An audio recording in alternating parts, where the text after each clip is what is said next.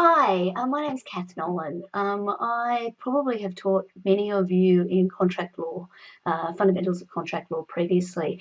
So hopefully you're already familiar with me and my approach. That's my dog, Harry. Sorry. Anyway, Harry and I are bringing you acquisitions, takeovers, and mergers this summer. And, well, I'm more excited about it than he is by the looks of things.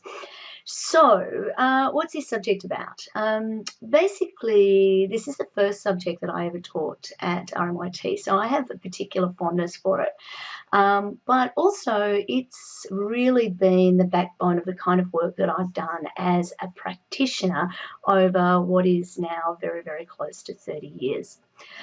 So basically the approach that I want to take is to take us on a journey of the corporate life cycle as far as M&A transactions go.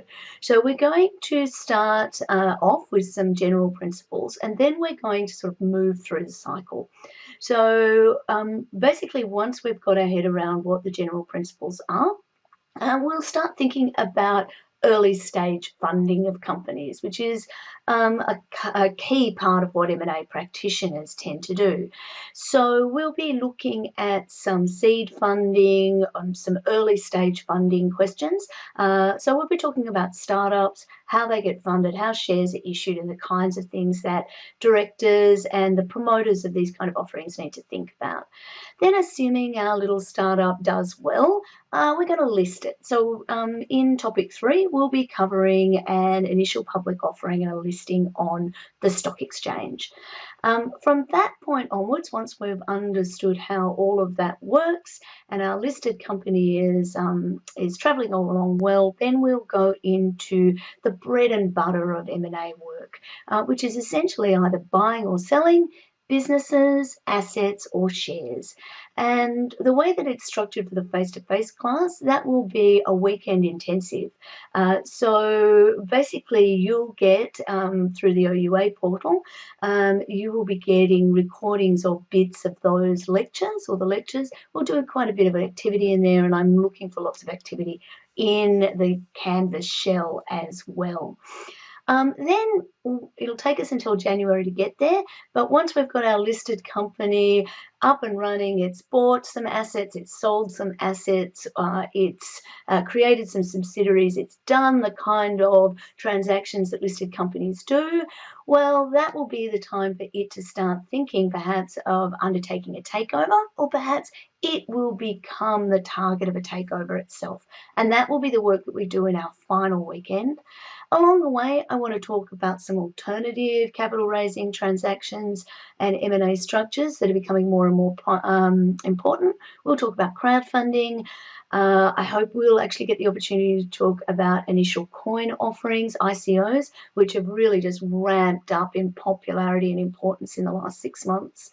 Along the way, we'll be talking about directors and officers' duties. We'll be talking about the obligations of management and in-house counsel in the process. We will try and get a general corporate or commercial understanding of how M&A transactions work. But most importantly, what I want you to be doing is not only engaging with the theory and the case law, but really thinking about transactional practice for M&A lawyering.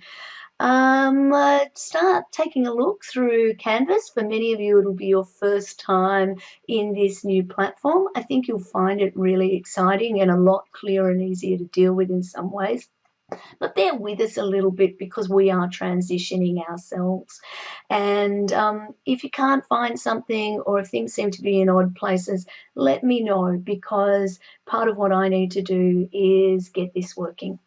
There is a lot of reading in this course, a lot of preparation will be required, but I can tell you it's worth it. I've had, as I said, close to 30 years practicing in different areas of M&A in different ways, and I've been really lucky. I've had a fantastic career doing it. So I'll see you on the other side when classes start. Recordings will follow out sort of within 72 odd hours of the face-to-face lectures. The face-to-face lecture times are in the calendar so you can see when they are and when you can expect to see the videos. If any of you are in Melbourne or can plan to be in Melbourne and you want to join in face-to-face as well or instead, please don't hesitate to contact me. We can make that work. I just need to know you're coming to keep you safe. Otherwise, I hope to be interacting with you a lot, and I'm really hoping I get to see your faces, as one of the great things that this discussion board will let us do is talk to each other using the old-fashioned traditional look each other in the eye or the camera method of communicating. So enjoy. Looking forward to working with you this summer. Cheers.